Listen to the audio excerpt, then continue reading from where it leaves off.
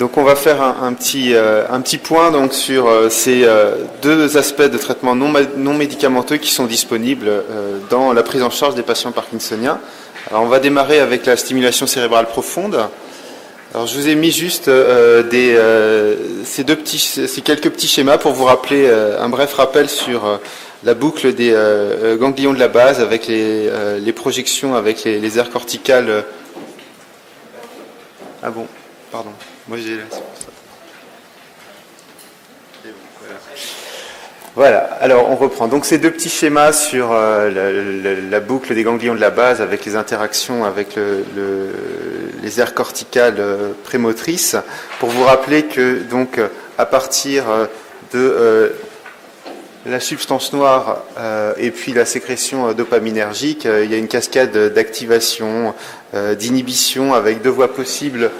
La voie directe, la voie indirecte, qui vont moduler les projections thalamiques vers le cortex et donc moduler la régulation du mouvement.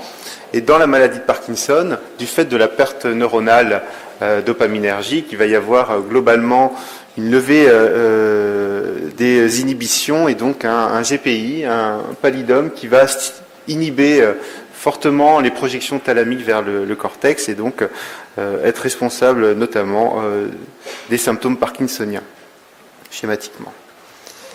Alors, l'intérêt de la stimulation cérébrale profonde, c'était de voir si, en stimulant certaines de ces acteurs, on pouvait avoir un effet bénéfique sur la symptomatologie parkinsonienne. Et donc, il y avait deux cibles particulières qui avaient été évaluées, le noyau sous-thalamique et puis le pallidum, avec finalement plutôt un choix qui s'est orienté vers le noyau sous-thalamique, qui est pour le moment le traitement chirurgical de référence dans la prise en charge des patients parkinsoniens. Alors, comment ça se passe? Donc, c'est une chirurgie stéréotaxique qui se fait la plupart du temps sous anesthésie locale, avec un repérage qui est fait au préalable généralement la veille de l'intervention, la pose d'un cadre stéréotaxique, et puis 2 temps ensuite qui se déroulent lors de l'opération. Donc un temps qui est plutôt électrophysiologique, où on va descendre progressivement un certain nombre d'électrodes en direction de la cible repérée, donc du noyau sous-thalamique. Et on va enregistrer au cours de cette descente les tracés électrophysiologiques pour repérer parmi ces électrodes, généralement, enfin à Strasbourg en tous les cas on en descend 5, qui vont descendre vers le noyau sous-thalamique. On va repérer lesquels semblent le plus dans la cible du noyau sous-thalamique en enregistrant le tracé électrophysiologique qui est assez reconnaissable. Vous le voyez ici avec une activité qui est assez reconnaissable de noyau sous-thalamique. Donc, une fois qu'on a fait ce premier temps opératoire et qu'on a descendu ces électrodes, on va choisir généralement 3 électrodes qui ont l'air d'avoir donné la meilleure activité électrophysiologique et donc d'être le plus près de la cible du noyau sous-thalamique, le plus dans la cible même du noyau sous-thalamique.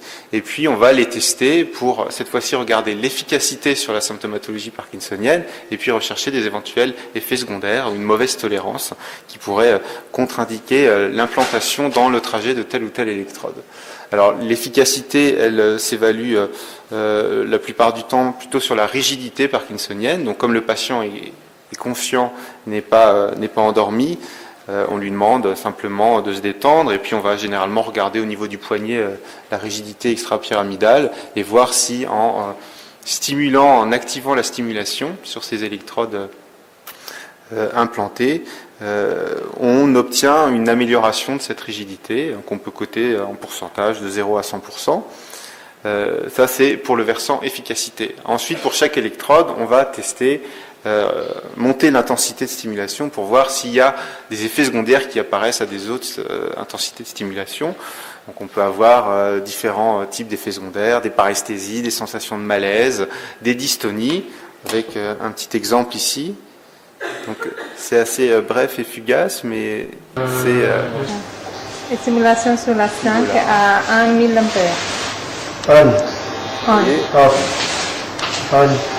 Quand on met en place la stimulation, quand on la déclenche, on a une petite contraction de la lèvre supérieure qui est un effet secondaire qui peut se voir dans certaines implantations. Donc ça fait on regarde comme ça à différents niveaux et on teste, on recherche différents effets secondaires. Alors, ce qu'on peut rechercher aussi, c'est des petites dyskinésies qui peuvent toucher le bras, la jambe, et qui, là, témoignent plutôt d'un bon positionnement d'électrode dans le noyau sous-thalamique. Des dyskinésies au niveau du pied gauche. Sur quelle électrode c'est fait? Je vous le remets si vous l'avez pas bien vu. Des dyskinésies au niveau du pied Petit mouvement gauche. du pied qui témoigne plutôt Sur d'un quelle déplacement électrode d'électrode.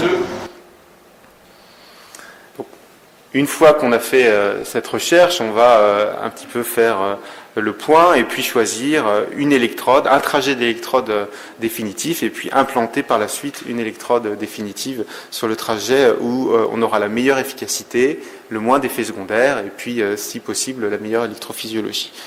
Donc vous voyez ici un contrôle d'imagerie en post-opératoire avec l'électrode n'est pas si épaisse que ça, c'est plutôt un petit artefact comme c'est une IRM, mais vous voyez, l'électrode descend assez profondément dans le noyau sous-thalamique, et puis ensuite le chirurgien met en place une connexion, un circuit électrique qui va se brancher à un petit stimulateur qui est localisé comme un pacemaker sous la peau au niveau de la poitrine du patient.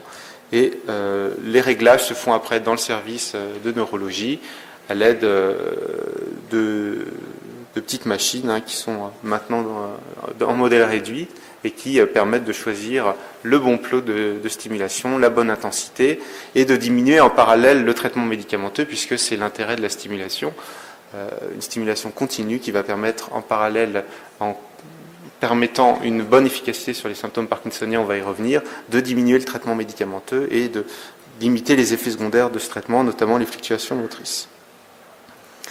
Justement, un mot sur l'efficacité de la stimulation cérébrale profonde, qui est maintenant bien clairement établie avec différentes études qui montrent à long terme plutôt cette bonne efficacité. Alors il y avait notamment ce papier qui était sorti en 2006 qui avait permis de montrer clairement entre deux groupes de patients stimulés et de patients uniquement traités par médicaments, deux groupes de patients parkinsoniens, de montrer que dans le groupe des patients neurostimulés, il y avait une nette amélioration des paramètres moteurs et également de la qualité de vie, avec une augmentation du temps dans la journée de phase on sans dyskinésie, une diminution du temps de phase off, une amélioration des phases de sommeil. Donc, tout allait dans le sens d'une meilleure efficacité, en tous les cas, sur ces paramètres des patients du groupe neurostimulé par rapport aux patients qui étaient simplement sous traitement médicamenteux. Donc, à court terme, c'est efficace. Alors, je vais vous montrer des petites vidéos, un patient qu'on a déjà entreaperçu tout à l'heure. Pas sur vos pas. Un monsieur que vous voyez là en face off, donc sans traitement, en préopératoire. Donc vous le voyez marcher dans le couloir avec une marche typique parkinsonienne, à petits pas, une diminution du ballon des deux bras. Vous avez pu peut-être entreapercevoir un petit tremblement de repos du membre supérieur droit, et puis il y a des phases de piétinement pendant la marche, ce qu'on appelle un freezing. Alors là, vous le voyez, il est en préopératoire, il est en phase on, et la kinésie est bien améliorée par le traitement médicamenteux, mais vous voyez les traitements médicamenteux responsables de dyskinésie qui sont assez importantes et qui peuvent être très invalidantes.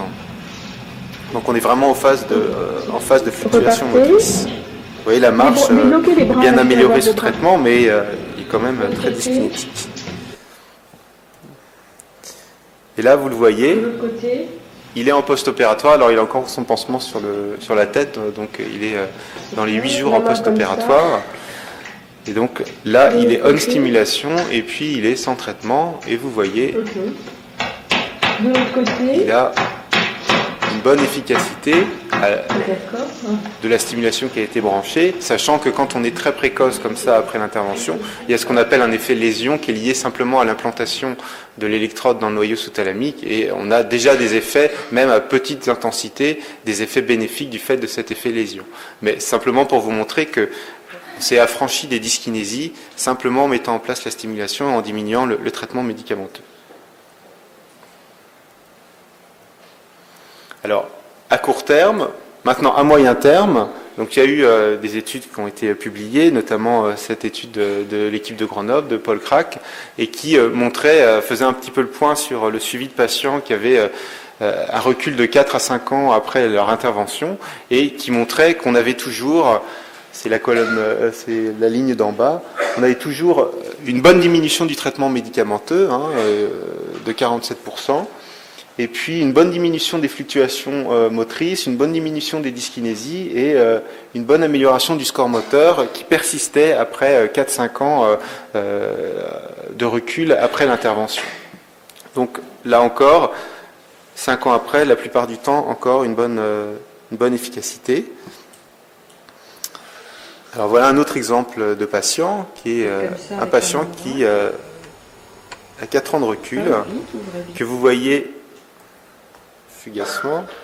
Faites comme ça avec la main droite. Faites comme ça avec la main droite. Sur la première vidéo, qui est un patient qui est on stimulation off traitement, donc une bonne efficacité. La kinésie est pas nulle, mais est quand même bien améliorée. Et alors que vous le voyez sur l'autre vidéo, il est toujours off traitement et on a arrêté le stimulateur depuis 1 heure. Déjà au bout d'1 heure, les symptômes se sont bien aggravés en segmentaire.